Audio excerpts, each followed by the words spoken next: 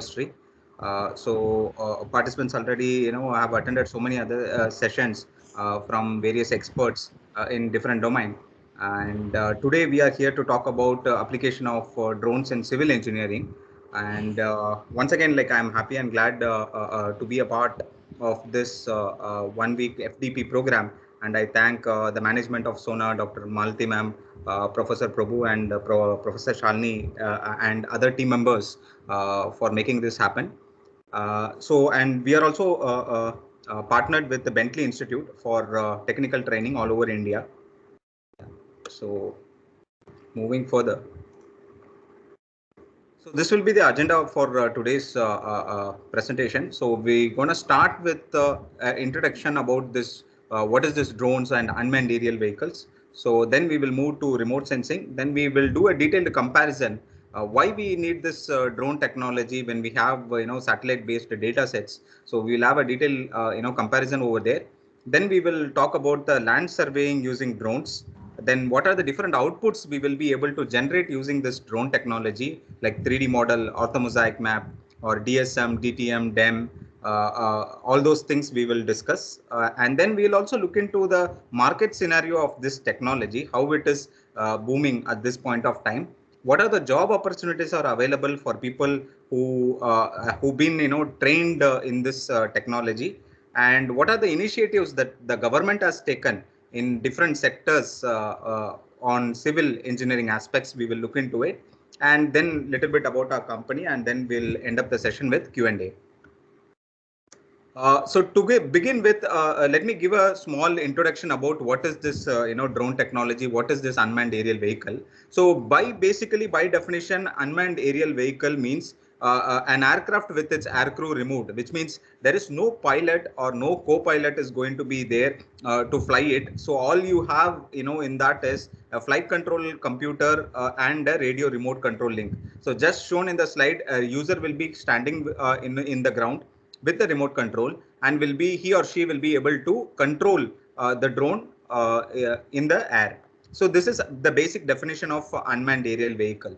So whenever we're going to talk about this unmanned aerial vehicle, the another term that very commonly used in market is drones.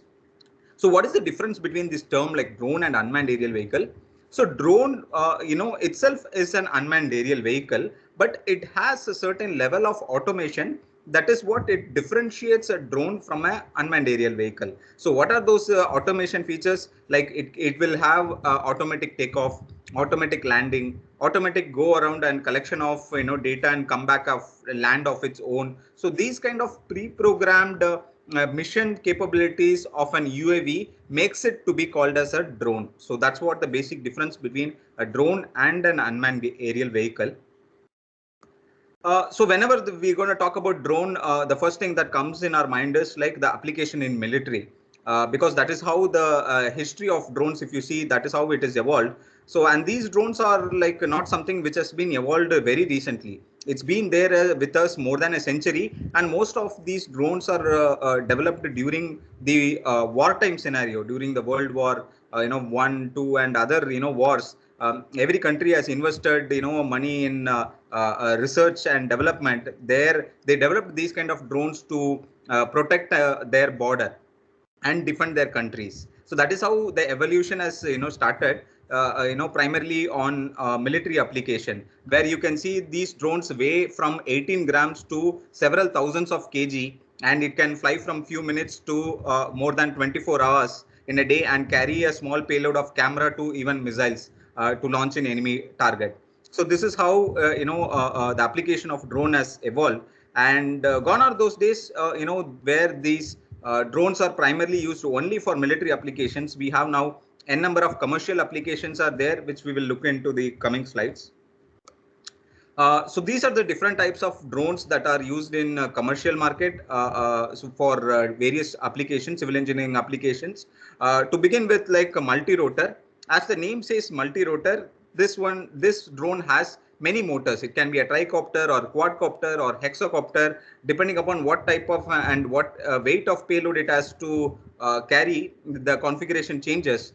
Then you have fixed wing drones, like a traditional aircraft, but in a smaller scale, which can carry some camera payloads. Then we have the single rotor drone, which will be a replica of your helicopter, model. Then we have fixed wing hybrid VTOL. VTOL stands for vertical takeoff and landing. If you see this quadcopter multi-rotor drones, those are VTOL, which means it doesn't require any runway for it to take off and land. All it requires is a very small space where you can easily take off vertically, and also you can land in the small space, and it can also hover it in one place. When I say hover, means it can stand pinpointedly in air, and then we can control the camera for capturing some images, which means it can clearly play a good role in terms of any inspection and surveillance application. Whereas if you compare, with the fixed wing, in terms of power, fixed wing drones have more efficient, because for multi-rotor, for a quadcopter configuration, minimum you need 4 motors to run, for flying, which means it's going to draw a lot of, power from the battery. Whereas in fixed wing, you have a single rotor. It's going to draw only very less power, which means it can fly for a very longer time. So whenever we need to do a land survey for a very large area of several square kilometers, or some village or city, you need mapping. So it's preferable, to use fixed wing drones, which will reduce the production time. And similarly, like a single rotor drone can fly for a very longer time, but these single rotor drone are little difficult to handle in terms of stability. So mostly, we avoid these kind of configurations, and industry is slowly shifting towards this fixed wing hybrid VTOL also, where it can vertically take off like an multi-rotor, and it can fly like an aircraft, and it has more endurance, which means it can fly for longer time. Whenever you are able to fly for longer time, which means large number of area you can cover for data collection. So these are the different type of drones and its pros and cons. Looking into the civil engineering applications, let's start with the basic definition of what is remote sensing. So remote sensing is basically the acquisition of information about an object without physically contact with the object, which means remotely you are gathering the information. So how it is traditionally done is through the satellites, and then through the aircrafts, through which they carry bigger sensors and they capture the data. Now things have shifted slowly towards a drone, where which it flies at a very low altitude and captures a very high resolution ground images. So how the remote sensing process technically works is, the sun is an energy source which emits the heat radiation, and every object on earth, which is the target, has the capacity to observe certain amount of this energy and reflect. It has a reflectance, every object. So based on the reflectance of this sunlight, the satellite sensors, multispectral or hyperspectral sensors, they capture the reflectance of this light, and they convert this as a image data. So that will be sent again to a processing station in the ground. You can say IARS, Indian Institute of Remote Sensing, Dehradun, is an example for the processing station, who has access of all the satellite data, ISRO based organization, so which does all the post processing of those satellite images. So they have a different teams for performing different analysis, where they analyze crops growing in certain regions of the country, or they will analyze flood prediction, or post flood analysis. All those things, they do the analysis over there for different applications. So that's how the whole process works. So to give a small example, so this is how a satellite image of an agricultural land will look like, and maybe a satellite image of an urban land area look like. So yeah, as I said before, when satellites are able to capture all these data, and people were able to utilize it, so why we need a drone, and what is the pros and cons of this technology is what we are going to see now. First is real-time availability. So real-time availability is very, very important for any project to finish it in time or close it in time. Say, for example, today I want to do a survey in Sona College of Engineering Technology in Salem.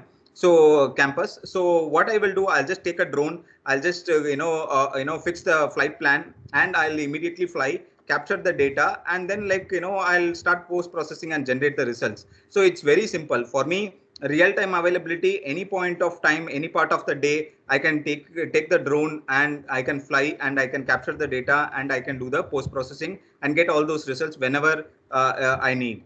But in terms of satellite, real time availability is not good, because these satellites are placed at different orbits, several thousands of kilometers altitude, and these cover the earth. It will take some time for you to cover the region, particular region.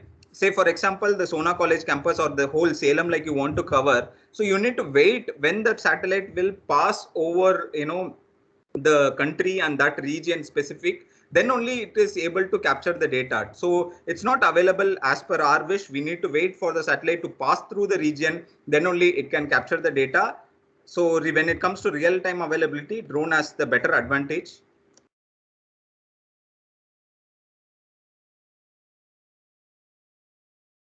When it comes to range, of course, drone's range is limited with respect to battery. So once the battery is over, say for example 20 minutes or 30 minutes of flight, the drone automatically comes back where it has started, so that another battery change we need to do it for continuing a larger mission. So which means when you are going for a very large mission, you need to make sure that you are going to have multiple set of batteries to cover that. Whereas satellites here an advantage, because satellite in one swap, it can cover several kilometers of region, which means for a larger area to cover, of course satellite is the better option, because it is put at in several kilometers altitude, hundreds of kilometers altitude. So which means like it can capture a large area because of the wide view angle, and for a larger area it is really good to go with the satellite. When it comes to weather, of course, drone has an advantage, because these drones normally fly under these clouds, because the allowed permissible height in India for flying these drones is a maximum of 400 feet, which means it is very close to ground. It is flying, so there is no interference of cloud is going to happen in terms of weather. But in terms of satellite, of course, like if it is a cloudy during the part of the day where the data capture is going to happen, then definitely the images will not be clear. All your data will be covered only with clouds, unless and until if you're going to capture the data in microwave, because microwave it can penetrate into the cloud, but you will get a monochrome image, black and white images, which means like you won't get the actual features of the terrain and the information. So which means like you need to wait for the day to be clear and sunny, then only it is possible for you to capture the data. Which means with respect to weather, we have a drawback in terms of satellite, we have advantage in terms of drones. In terms of cost and accessibility, of course, it is very cheap for surveying smaller areas of some square kilometers and it is worth for the cash you're going to spend, because it's a one-time investment on drone, and then you can use it for multiple times for different projects and do the data capture and post processing. And it's satellite, it is cheaper for larger areas, as I said before, because large areas can be covered very easily with satellites, several kilometers, square kilometers. But the accessibility is like it's very difficult to get the live data from ISRO or from IIRS. Though now we have the new geospatial policy, which allows the data to be available for the users, but still there is difficulty to get the real-time live data. Geometrical resolution, this is very important factor when we're going to discuss about this surveying and all those results, because with increasing in height, the resolution also will get spoiled. So which means the maximum available resolution in satellite is 25 centimeter, and the multispectral resolution is 1.2 meters, beyond which like we have 25 meter, 30 meter, several meters accuracy error will be there. As you go closer to the ground, your geometrical resolution will be like as close as like to a centimeter level precision you can capture the data. which means very clear data you will get, and very clearly you will be able to measure all the details of the terrain. So that is possible only with the help of drone technology. Uh, so this is for the audience to answer to a few questions I have put up. So name the Indian satellite which recently launched by ISRO for achieving 25 centimeter geometrical resolution. So people who know the answer can put the answers in the chat box. So this is an Indian satellite launched by ISRO. It's not very recently. It's launched by ISRO. This is the only satellite which can give you this much geometrical resolution, 25 centimeter accuracy. So if people knows, they can put the thing in chat box.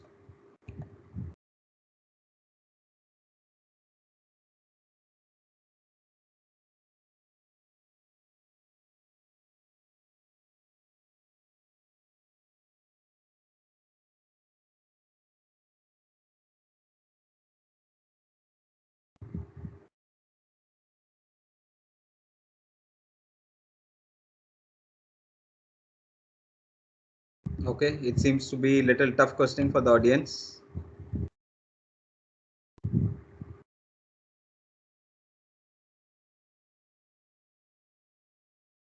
Okay. So the answer I'll give it like, so it is Cartosat 3. So Cartosat 3 is a satellite, like a Indian launched satellite, which gives a geometrical resolution somewhere around 25 centimeter.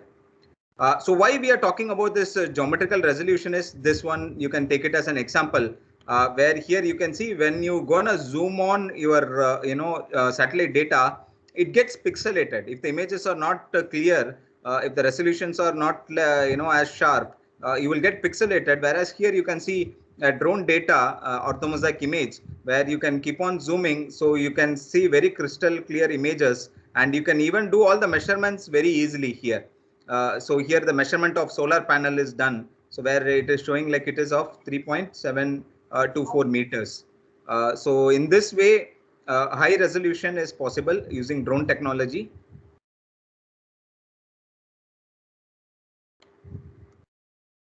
So this is again for the audience, to answer. So anybody can guess what it is.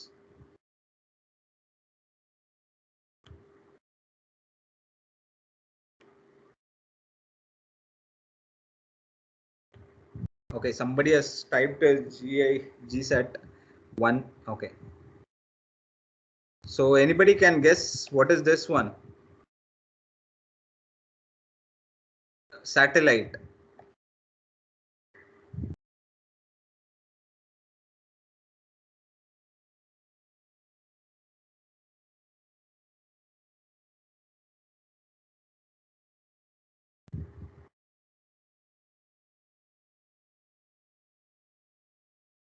So this is not a satellite.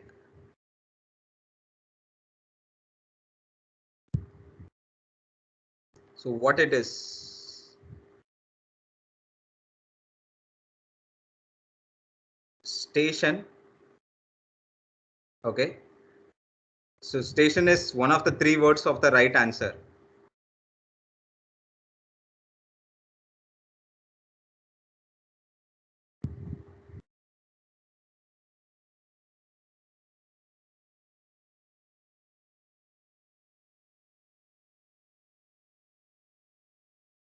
Space station. Okay. So this is International Space Station, ISS. Yes, right. So this International Space Station, why we are talking? Because we are talking about the satellite. So I just brought it for your notice. So this is International Space Station, where a lot of research and activities happens, like with respect to monitoring the atmosphere, and a lot of zero gravity experiments they've been doing. Uh, Several countries have joined together to build this, International Space Station, and a lot of activities go around, every day. So the next question is like, can you see this, ISS through your naked eye, standing on your terrace? So assuming that, you are there in your house, top terrace, or in the garden, or in the roadside standing outside, is it possible for you to see this ISS, International Space Station? Yes or no? This is again a question for the audience. No. No. Okay. No. Okay. This is something like everybody is very sure, I guess, like the answers are coming faster. Okay. How can we see an international space station? Yes, pretty much not possible. So everybody is kind of sure. Like, I mean, some people are sure.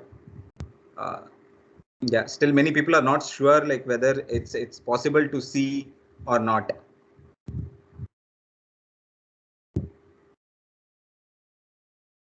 Yes. Okay. Okay, so we got no. Okay, still no comments are coming. Okay, what if I say like yes, you can see? Is it possible? Yes, it is possible to see. I have seen, many times. It is possible. Yeah. The answer is yes, it is possible. I have seen myself many times, and even you can see it many times. Unless and until you see, you cannot believe it. Like you can see it, the International Space Station. So how to see it, is the question that comes then. How you have seen it and how it is possible to see something that has been put up in a several, kilometers of altitude, which is, rotating in a particular orbit. So how it is possible? Yes, Dr. Sampson, you are right. It is possible to see a bright light. How we can identify? Okay. During daytime, it is not possible. Yes, during daylight, it's not possible. However, after 6 or 7, after 7 will be better time. Like when it is really dark and when you have a clear sky, yes, it is possible to see International Space Station, and not only International Space Station. You can see pretty much very different satellites that is passing above your head. Yes, somebody is raising the hand. Yes, you can talk, Mr. Somebody's name has popped up.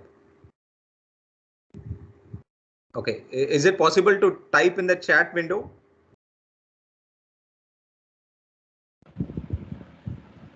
So, Mr. Somebody. Ayappan, sir, you have raised your hands. Any query, sir? Sir, any queries, please chat in the message in the chat box. Otherwise, we will ask after the session is over, sir, please. Yeah. Thank you, ma'am. Okay. So yeah, to answer Thank how you, it sir. is possible to see, you have an app. Again, here geospatial technology play its role, big role here. You can search in your Play Store. You have an app called ISS Tracker. So what this app will do is, it will, once you install it, it will locate your current location on the whole earth with respect to latitude, longitude, and altitude, which location, which part of the country, which part of the place you are there on earth. It locates through the GPS of your mobile phone. So using that location, it will triangulate with the current location of the ISS. So the app, calculates and tell you the time and date, on which day, which time, which direction, north, south, east, west, what degree it is going to fly above you. So that information will be available in the app. So you can try to install those app and experiment this. So once you know the information on this particular day, this particular time, say 7:20, it's going to pass above in north direction, some angle, say 35 degree or something. So something like that. So which means, like, you can immediately see into the particular direction, particular time, you will see a very bright big star kind of thing that is moving very fast. So you cannot see it very clearly. You can see it like a star. It will be like a brightest star in the sky that is moving on the state orbit. So that is how you will identify. So that is an ISS, International Space Station. Similarly, other satellites also will pass like that, but those are pretty much very low intensity light kind of thing, like you will be able to see. So it's very difficult, but yes, it is possible. There are times, like I have seen 4 or 5 satellites passing in different direction. So you need some patience to look into the sky. In normal time also you can see. Otherwise, using this tracker also, you can track very easily which satellite, when it is passing above your head, you can see it. So this is for an information for you to, like, try it out. You can check out this one. Okay. So moving further, so how the surveying is been happening, so far is using the standard, instruments like theodolite or chain surveying or tape surveying, level staff or total station. These are the devices we normally use in our surveying lab, and we used to do all the survey operations using these instruments, where we measure the distance and angle, all those things, and estimate the levels and heights. All those things will be done. So now we're going to replace, slowly these are replaced by drone technology, where all you have to do, and this is the whole workflow. If you're going to do a drone based surveying, the very first thing is you have to decide whether what type of drone you want to use, whether you want to use fixed wing or multi rotor. So mostly people go for multi rotor because it is easily to handle. And then the second thing you have to do is you have to tell the drone, what height you have to fly and what altitude, what information it has to carry. So all those things. So we need a flight planning software like Drone Deploy or Mission Planner. So different softwares are there in the market, so which you can use it for planning this flight. Once you plan the flight, you upload it in the drone. The drone will fly in the path, whatever it is specified already, and it will collect all the images and it will come back and land. So once it is landed, you can take the data from the drone and you can use softwares like Bentley Contest Capture for post processing the data to get a 3D model, and then orthomosaic DSM, and then you can use little bit of post processing of QGIS also for further feature markings and contour extractions. So this is the total workflow of drone based surveying. So once you decided, like say for example multi-rotor, as I said before, it's easy to handle the multi-rotor. You need not to be a pro pilot, like to fly this drone, but of course, yeah, as per the government regulations now, you need a training and some certifications to fly drones now. Yes, once you have decided what type of drone you are going to use, second is you are going to decide where you want to fly, so you have to set the map. So likewise, you can see here a map has been generated and the altitude has been set as 250 feet. So it is going to cover 93 acres of land in 30 minutes. So 30.22 is the minutes it's going to take to cover this mission, and it's going to collect 555 images. So these are the data you are getting before you start the mission. So you are getting these data, and it is telling that you need two batteries. The drone cannot complete this much big area in a single battery, which means you need an additional battery for you to cover this much acres of land at this altitude. And it is also showing the resolutions. So as you go higher and higher, this resolution also will go high. It's better to keep this as low as possible so that our images will have sharp pixels. So once you have done this flight planning and uploaded into the drone will automatically fly and capture the data. So once you capture the data, and next thing it comes is post processing. So the post processing, once you have done, so you can generate a 3D model, something like this. So here you can see, so this is a 3D model that is generated using Bentley Contest Capture tool. Here all the images are stitched to develop, this 3D model. Once you generated the 3D model, lot of things you can do without next visiting the site. You can do the distance measurement, any 2D measurement you want to measure. You just click between 2 points, you can measure the distance in meters. If I want to measure an area, it might be a build area or empty land area. I want to measure what is the area. So without going to the field in the software itself, you can click in 4 points and you can measure the area in meter square. The same way, I can also measure volume. Here I can see that some construction material has been dumped over here in the campus. So if I want to measure the volume, so I just go around and click that area. So immediately I'll get my volume in meter cube. The cut volume and fill volumes are there. So which means this is going to save a lot of time, and effort, and it's also going to reduce the production time. Because your project timeline will can shrink, and it can save a lot of money and resources in the meanwhile. So you need not to deploy a bigger team to do this survey to cover such a huge area. All you need is a drone, and all the relevant softwares and the knowledge should be there to do this kind of surveying. So apart from the 3D model, what are the other outputs you will get is you can generate an orthomosaic map. You can generate contours, which are surface elevations. Orthomosaic, it's a 2D map visualization of your customer location. Then also you can generate a DEM, digital elevation models, which comprises of digital surface model, DSM, and digital terrain model. And also you can generate the 3D model, which we have seen already. So we'll look into all these other outputs in detail now. To start with orthomosaic, so orthomosaic is a ortho-rectified image, which has been, ortho-rectified means it's corrected for all the camera distortions, earth rotations, all those things. It has been corrected, and it's a scaled map of your customer location, right? It's a 2D view, so which means you can do all your length and area measurements very precisely here. So you can measure here what is the length of the road that has been constructed.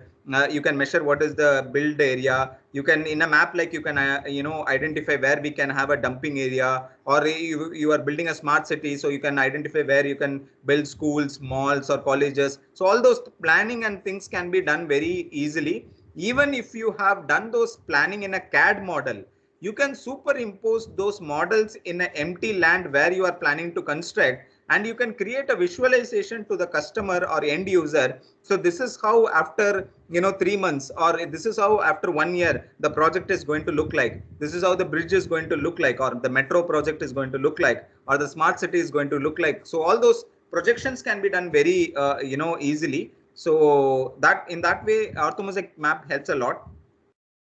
Contours, so contours are the lines on a map that joins the same height. So here you can see different elevations, or marked as a different circles. If the contours are very close, then it is a steep surface. So in that way, like, we can identify whatever the elevation that is present in the surface. This is very important, because for any project one has to understand like what is the ground leveling that is required. You can also generate a DSM, that is a digital surface model. So digital surface model represents the earth surface, which means it includes all the objects on it, which means you're going to have all the trees, buildings, all the man-made objects, and natural objects. Everything will be there. Your trees, buildings, mountains, and riverbed.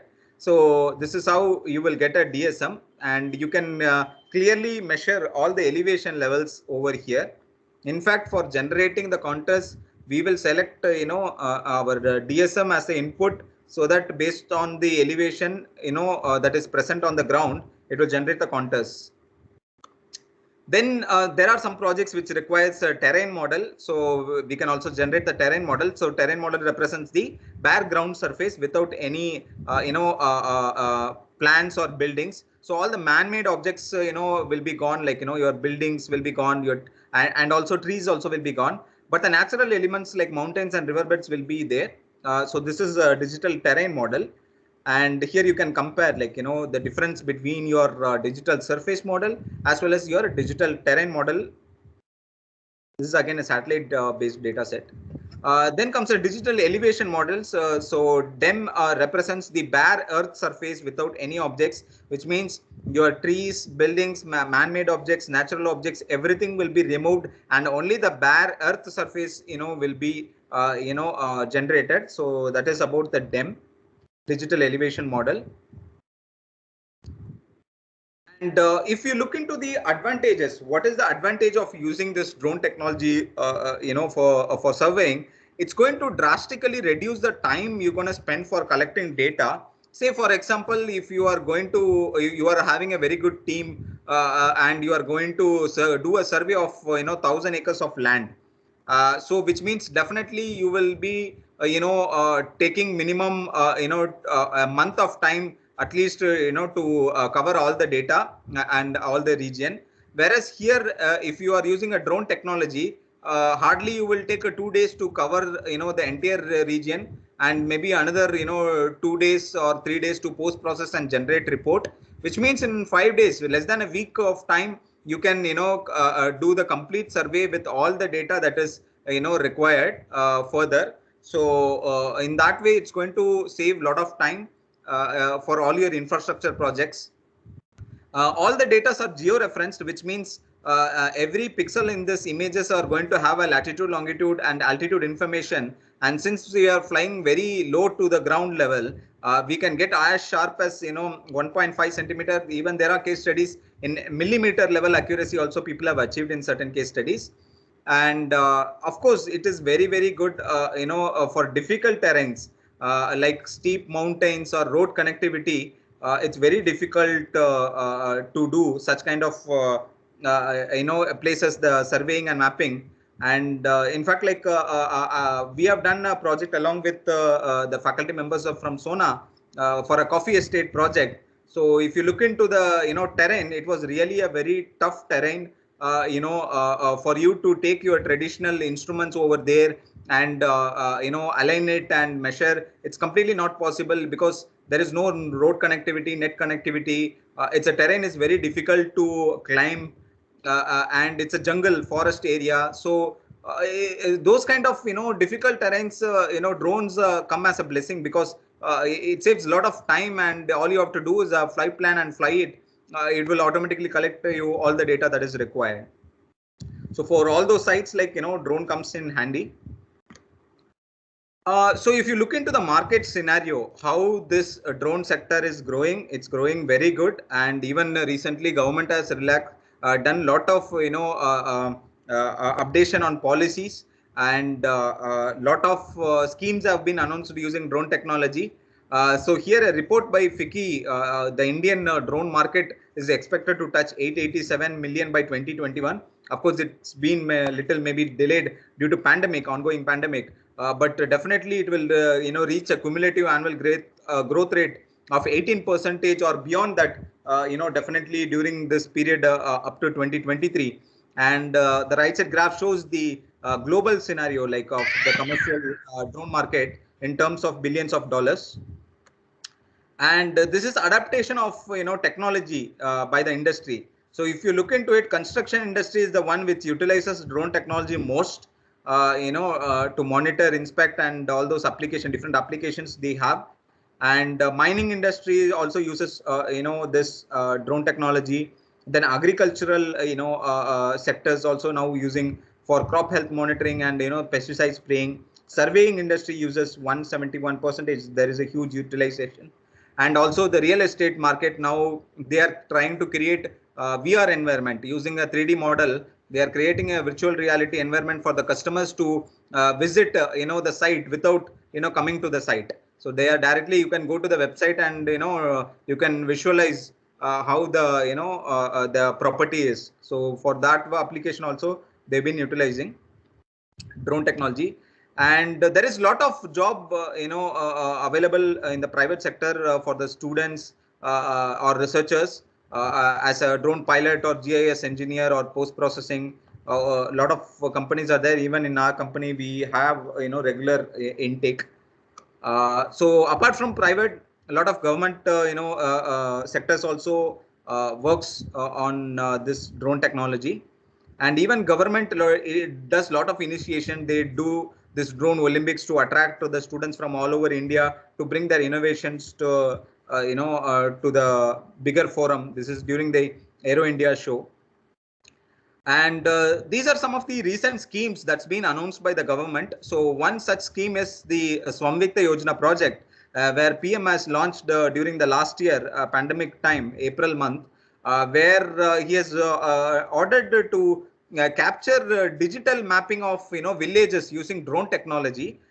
So because even now, like in many villages, there is lot of disputes that happens now and then due to it happens like over a generation of time, because there is no proper land record. Even land record properties, all these papers are decade old and degrading. So they want to replace those data with the digital data. So he has the PM has announced a scheme for that Samvikta Yojana.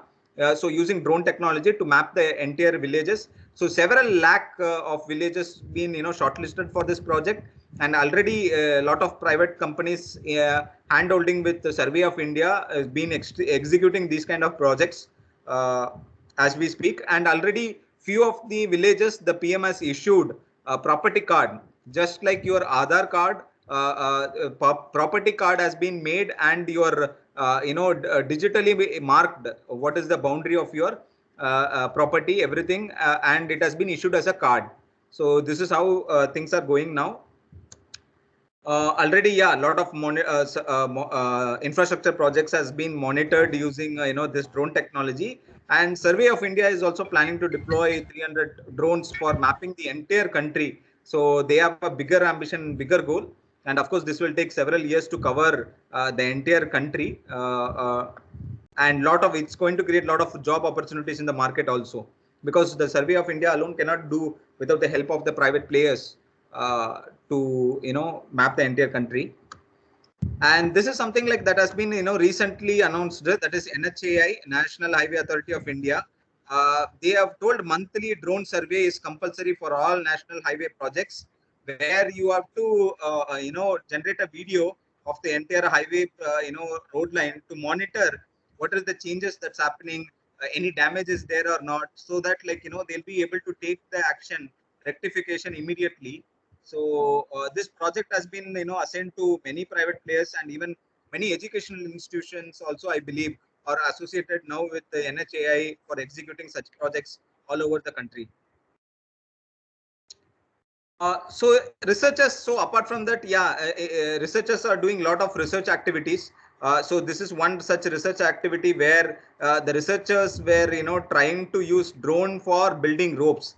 So assuming that like some natural calamity has happened, some earthquake, or some flood has happened, because of which the bridge has collapsed and you need to rescue people from one end to another end. So here drone, you can see it's programmed to build a bridge.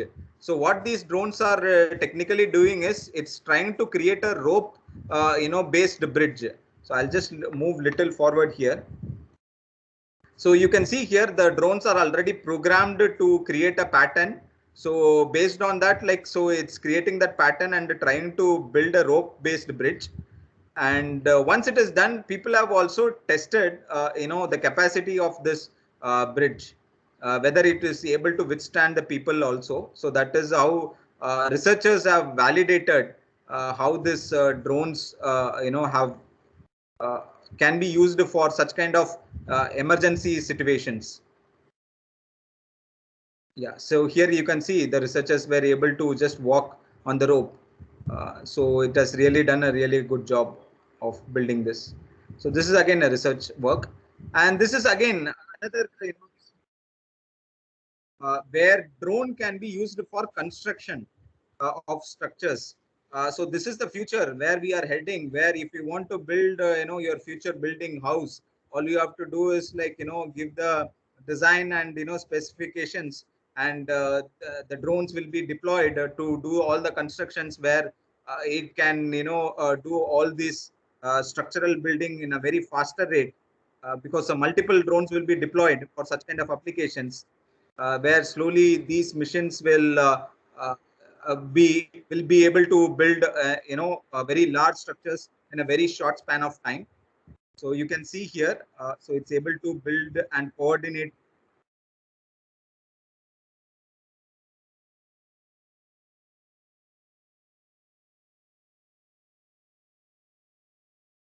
You can see the precision level, how the drones have placed all those bricks in a proper pattern. Yeah, so this is something the future, definitely it will take a longer period, but yes, yeah, this is a future, which we cannot avoid, like this. As we speak, these things are happening, all these research works. Okay. And lot of projects are there, tendered every now and then, like with respect to drone technology. So for any kind of survey using RGB camera or lidar payload, and these tenders, if you see, they are like several lakhs to crores, where you need to do this kind of mapping application. So a lot of job opportunities there for private players or even for the entrepreneurs in that sake. So yeah, so that's it, from my end about the topic. So I just want to give a small introduction about our company.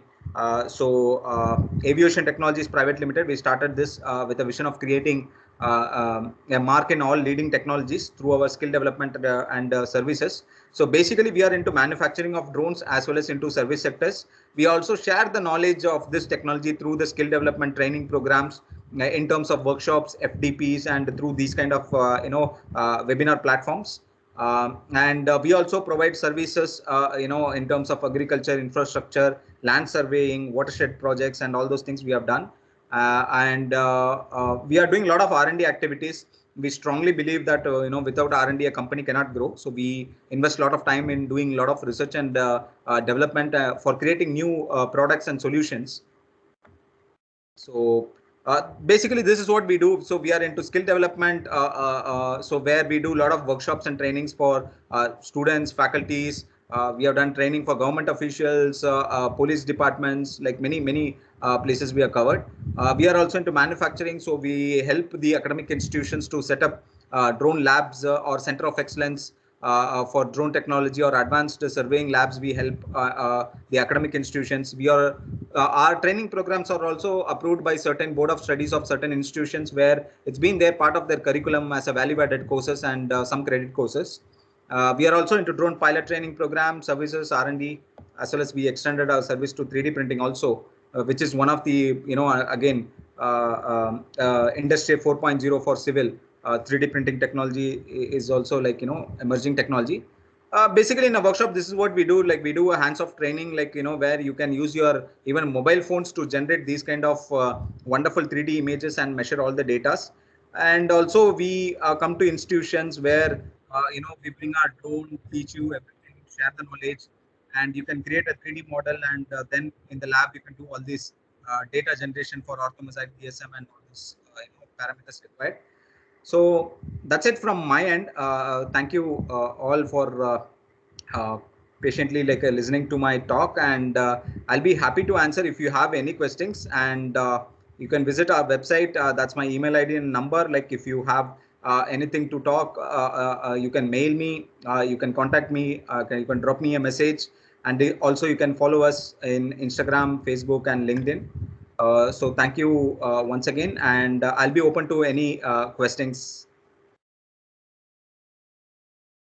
Thank you, sir. Participants, if you have any queries, you can ask, sir. Anything you can ask relevant to this or relevant to drone technology, anything, I'll be happy to answer. About the regulation, policy, everything we can discuss. Yeah. You can post your question in the chat box also.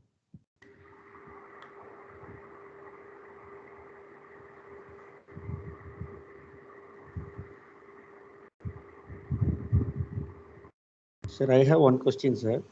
Yes, sir. Sir, what are the relaxation made in the latest drone regulations, sir? Actually, lot of relaxations has been made. If you can visit now the platform Digital Sky portal. Digital Sky is the Google. In Google, you can type Digital Sky. So that is a platform where you can see a map that has been uploaded very recently. So that map shows that what region you can fly, what region you cannot fly. So it is very clearly it is showing. And the best part is we have the entire airspace is divided now into three type of zones. One is green zone, yellow zone, and red zone. So in the green zone, without any permission, you can fly your drones up to 400 feet. There is no permission from government is required. No authorization is required. So you can fly up to 400 feet. So that's the best part about it.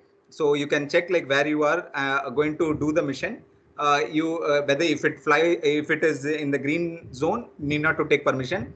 If it is yellow zone, in yellow zone also they have something called outer boundary and inner boundary. If it is in the outer boundary, up to 200 feet, I think like it's permitted. If it is an inner boundary, you have to take some permission, because it might be very close to some airport or some border areas or some ministry or some government officials building, something like that. So there, in the inner boundary of yellow region, you need to get permission, and the red regions are completely restricted. Those red regions are mostly like the airport regions, the ministry area regions, certain monuments area. So those things they have marked it as red zone. So it is prohibited to fly that. If you fly without any proper permission and things, then of course there is a legal action also can be taken. People can be even arrested, and even a fine of up to 1 lakh can be put over. So definitely one has to make sure that they abide by all these rules and regulations before they do all these project works. So in the and earlier, the thing is, earlier, even if you want to fly in any place, you need to take a lot of permissions. You have to upload your flight plan. You have to get it approved. So a lot of protocols and things were there earlier. So those things has been removed now. So that is the best part, where it gives a little bit of freedom. That is why this policy, they say it is based on the trust of the end user. They have given this kind of relaxation. So that's a highlight of this the new drone policy. Okay, there is a couple of questions. What certification are required to fly a drone officially? It's a question from Divya Shri Yadav. What prerequisites are expected? Okay, here our drone, as per the Indian policy, our drones are classified into 5 categories. So any drone which is weighing less than 250 grams, it's considered as nano category, for which you need not to have any permission. Any certification is required to fly it, because the allowable fly, because those are like kind of toy space, less than 250 grams. You can fly up to 50 feet and in a horizontal distance also for a longer range, but height is restricted to 50 feet. No permission, nothing is required, you can fly. And anything between 250 to 2 kg, so those kind of drones come under micro category. So that micro category, for any non-commercial application, like you are building a drone for in your college for a project or something like that, which is weighing 1.5 kg or something, you want to test it, fly it, no permission is required up to 400 feet. But if you are using it for a commercial application, then again you might be required for even some piloting certification. But mostly piloting certification is required only for the drones which are weighing about 2 kg to 25 kg. So what I have done, the certification is also on both, like micro and as well as small I have done. So up to 25 kg I'm eligible to fly because of my certification and training. So here, yes, you need to have the pilot license from any of the FTO. So again, in the Digital Sky website, if you visit, they have already mentioned who are the authorized flight training organizations who can give this training. So I have done my training in Delhi in Indira Gandhi Rashtriya Urai Academy. They are the authorized training from DGCA. So I have done it over there. Likewise, you can find what is the FTO that is nearby you. So accordingly, you can connect with them, and you can do this training, so that you will get a drone pilot license certificate, and you can fly these missions, so that nobody can trouble you. I hope I have answered your question, Divya Shri Yadav. And Malati ma'am, where we have to get permission from whom, whether any fee has to be paid for getting license to fly. Yeah. So permission is like, currently, as I said before, up to 400 feet in green zone, no permission is required, which means, and it's also allowed only to till that. If you are trying to go beyond 400, then yes, you have to get the permission from DGCA. The permission you can apply maybe in the portal. Still, they are working on the portal. They are yet to update the portal. So once the portal is updated, maybe through the portal you can apply and get permission, or directly you can request about the nature of your project to DGCA, because DGCA now they have a separate drone director and operations separate team has been formed the first time. Till now, like till earlier, like there was no separate drone division under DGCA. There was only people in the aircraft division only. So now a separate team is there. So definitely, if you can explain about the nature of your project and the height you're going to fly and where you're going to fly, you can write a letter to them. So there is a chance that they will also give you conditional exemptions. So depending upon the nature of the project and the importance of the project, very often DGC also gives conditional exemption, which means they give an exemption for you to fly through even without permission regions also, like you can fly by getting those conditional exemptions. And yes, for license you have to pay. You have to pay the fee as per the FTO. It varies from FTO to FTOs. So the normally goes around 30,000 to 60,000 and beyond that. So as per that, like you can pay and get the training. So it's a 5-day training mostly, 5 to 10 days, depending upon what training. So yeah, once the training is done, like they'll get you the certification. I hope I have answered your question, Malti ma'am. So any other questions? What career opportunities may develop for processing of drone image? What courses are required? Okay. Lot of opportunities are there. Every company like us, like whoever works in drone company, definitely they work in surveying. So whenever you do survey project, any survey project, either you should have the knowledge of post processing RGB images or multispectral images or lidar data. So these are the three major payloads. Very rarely people use hyperspectral images. So at least one should know the knowledge of post processing of RGB images, the colored images, and yeah, lot of courses are there online also. We does these kind of trainings, but yeah, we does only through academic institutions. This kind of trainings and things we do. You need to have a basic understanding of this. See, like I'm basically an electronics engineer and avionics engineer, which means I'm nowhere related to civil. I talk more civil because of the experience what I had, because I practically I do all those things, so through which I have gained my knowledge and experience. So in that way, anybody who is really interested can definitely build that skill, and little bit of this knowledge is there. Definitely, like you can understand this technology. Whether DJ drones are allowed?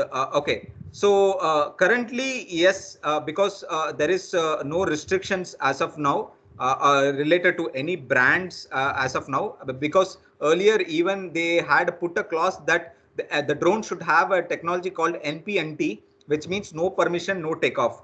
Without they give the permission key that has to be uploaded, the drone should never on itself. So that's a technology they have asked earlier, which has been removed now. So they have put a hold on that. So other branded and all those things can be used, provided yes, you have registered already and got some UA. What is that? Drone acknowledgement number and other things. If you already had, yes, you can utilize that. But still you have to get a UAN number, unique identification number, for which I think you have to get fill a form called D1 or D2. Any one form, like I think you have to fill it. Anyway, I'll get back to you, or I can help you with those things. Sir, one doubt, sir. Sir, actually, yes. We have got the number OA and DAN. Yeah, so yeah. in addition to that, we have to get yes. Only people who have already registered and have those number and bills, they can be able to register. Okay, sir. Because there is in the market, many people doesn't have a bill properly. They bought it in a black market or something like that. So those are the people they will be finding difficult to register because they have bought it in not in a proper legal way. So for them it will be a trouble to use it for commercial applications. Any software apply for post processing of drone image? Yes, you have multiple softwares in the market. So Bentley Context Capture is one example where you can utilize it for post processing. You have Pix4D software, you have Agisoft, open source WebODM is there. So you have a number of softwares in the market, and each software has its pros and cons. One has to understand which software is good for which outputs. So if you have that knowledge, like then you can utilize any software.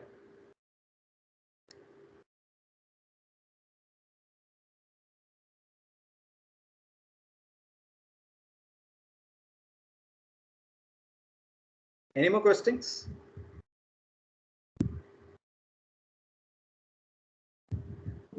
Participants, do you have any more questions? Sir, I think one question, sir. Any software apply for post processing of drone images? That's what I answered now. You can Yes, use yes, Bentley Contest Capture or Bentley. Pix4D, Agisoft, Metashape, Okay. WebODM. Lot of softwares are there in the market. You have to Okay. choose like which one you want to use. If it is open source, then WebODM is the only option you have. But again, you need to have a knowledge how to do the post processing over there. Apart from that, yes, Bentley is one thing like which commonly all the academic people can use because you must be already having the Bentley Stat Pro and other packages. So you can also utilize this Bentley Contest Capture package for post processing of drone images. Yes, sir. But in academic institutions, we are having the limited access in the Bentley also, sir. We There, can't get all the what was the options, sir. restriction? Sir, actually, we will do know that, sir. That is the entry of the point, the DGPS points. Okay. So that can't we can't do it in the college software. So there is in Bentley College we have academic license, sir. So in that we can't do that. It shows that you have to purchase it. No, actually, this is one information I can give to all the academic institutions being there. I think Bentley is now giving academic license for 1 year free for all institutions, if I'm not mistaken. Because since we are associated with Bentley, we were able to get this information, which means like and also I'm not sure about the restrictions what they made, but they said that it is free for all academic institutions for 1 year or so for academic institutions only. But again, for using it for commercial applications, I'm not so sure because once they give the access, it should be utilized for commercial academic only. Commercial means you have to get maybe commercial license, separately. So that is what I understood. With respect to restrictions, yeah, I'm not so sure about any restrictions is there. Even if you have restrictions, you divide the project. Say for example, the restrictions they might put only in terms of megapixels, how many number of images you can post process. Say for example, for some project we have post processed 700 images, some project we have done 1000 images. So for larger projects it might go 2000, 3000. So those kind of large images they might have put a restriction. So in that way what you can do is maybe you can divide that into multiple projects and finally you can merge also. So that kind of options are there in the academic version that I have seen it. Okay, sir. Okay, sir. We Only will thing check is with you that. need That we to will have discuss. a minimum configuration of at least 16 to 32 GB RAM. Even 32 also nowadays they say it's a minimal. They are asking for 64 GB. So at least you need to have 16 to 32 GB RAM and at least a dedicated graphics card. 2 to 4 GB graphics card of NDVI, maybe 2070, some series are there. So those dedicated graphics cards will help you to do the, because these softwares are heavy and for the rendering they need a lot of graphics and RAM for its stitching and post processing works. So those kind of system one has to invest, or workstations will do good because workstations have multiple cores and they have a higher RAM and graphics. So that also will help you to do the post processing in a better way. Yes, sir. Thank you, sir. Thank you, Divyashri ma'am, for the feedback. Uh, Participants, do you have any more queries?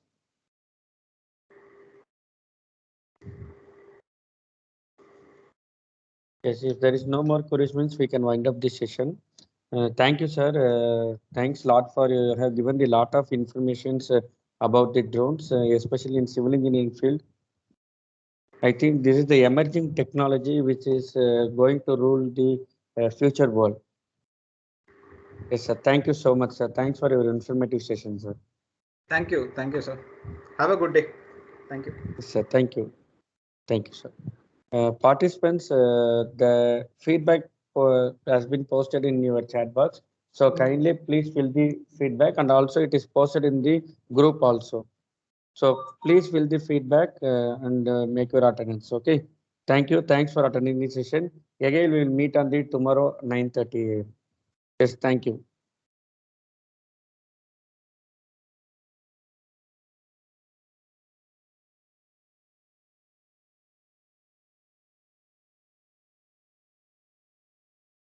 So if you have completed the feedback, you can leave the session.